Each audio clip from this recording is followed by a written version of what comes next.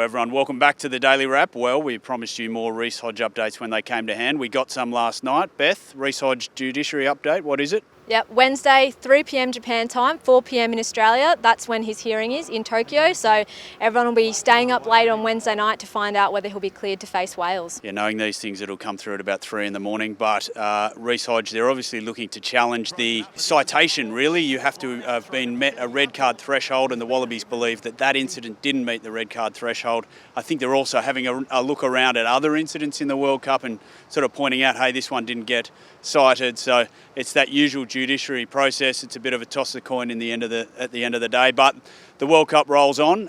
Wales and Georgia played last night. Obviously, Beth, what were your thoughts from that game? Yeah, I think it was a pretty regulation win in the end for Wales. They dominated the first half and then held back a little bit in the second. And Warren Gatland said after the game that they were keeping a few things up their sleeve because they've got that massive game against the Wallabies on Sunday. And because Wales did win, it is the game that will probably shape Pool D. And whoever wins on Sunday has a pretty good quarter-final draw potentially ahead of them. Yeah, I'm sure Fiji will have something to say, but Australia-Wales starting to emerge from that pool. Holding things back in the second half. Do you hold things back in a game of rugby? I mean, let's look at that. Georgia and Wales drew 14 all in that second half, so and Australia came home with a wet sail in their game. So you make of that what you want. Will Genia did some media today, and he was talking about that second half where he came on and was fantastic. He played half an hour off the bench. And he spoke about there is a real deliberate strategy around what they can see from the bench and employing that when they get onto the field. Myself and Matty Tamor were sitting there thinking that we thought our forwards were getting some ascendancy, and we thought that was probably our point of difference in that game was our forwards. And we wanted to, when we got out there, probably play a little bit more through them, whether it was at the set piece or in and around the field. So, like I said, it's one of those things where with experience you know what to look for and you know sort of how to put that to action when you get out there.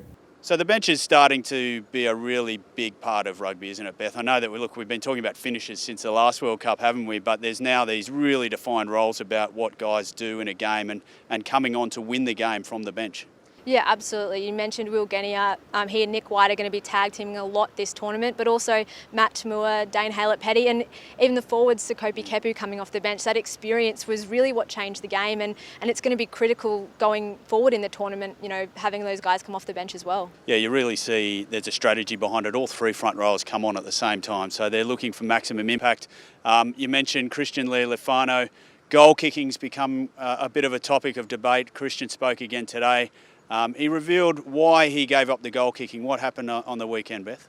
Yeah, well, I guess a lot of people probably thought because he had a bit of a slow start to the goal kicking that, they needed a bit of a freshen up there with Reece Hodge taking over. But actually he revealed today that he got a poke in the eye during the game, and so he wasn't quite seeing the sticks as well as he probably would have liked. So he's confident he'll be back and kicking this weekend if he's picked to play. And, goal kicking is so critical at World Cups, and the Wallabies of late have not had the best return from any of their kickers. So we're not quite sure whether the team will be retained or there could be some changes. Sean Byrne wasn't giving much away. He also did some media today. I'm starting to feel like they might roll in with the same team, Beth, just get that consistency going.